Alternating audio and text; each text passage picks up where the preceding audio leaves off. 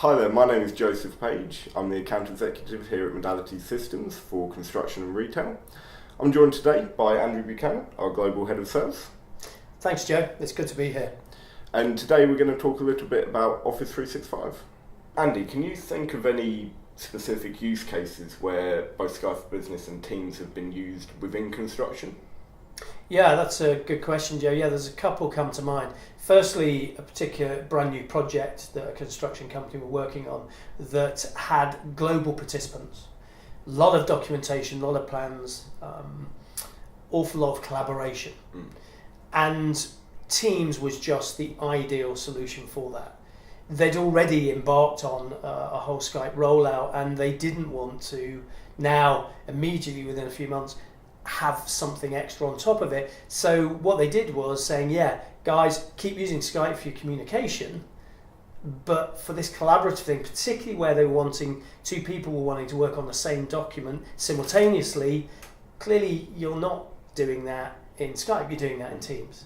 And so dragging other people into that Teams for their review purposes was easy, particularly where there was different time zones. They could work on the document in Teams together, then drag someone else in who could perhaps review overnight, and then they could have a joint call in the morning.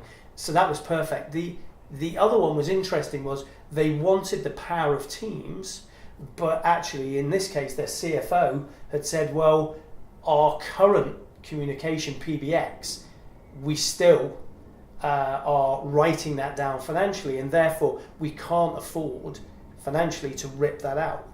But they wanted to still use Teams. And so what they did there was they kept initially till the end of the year their existing PBX, but they rolled out Teams. Now they did user adoption, they had large numbers using it, and that will increase. And as soon as the functionality, the communications functionality and the telephony functionality is sufficient in Teams, they'll be able to switch off their existing PBXs and become a complete Teams house.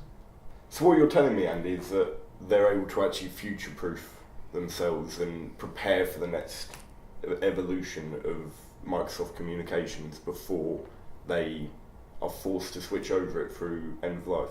Absolutely. You know, Teams is, some of the confusion is Teams replacing Skype. Actually, whilst there's some crossover, they have different output and different functionality.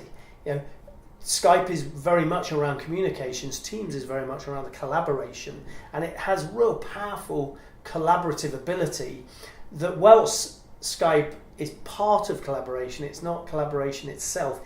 As I say, it's the communications part of that. So it's looking, a company needs to ask themselves, what are we trying to achieve? What's our business goal?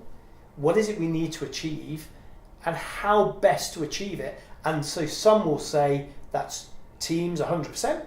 Others will say right now that's Skype. Others will say it's a mixture of Teams and Skype.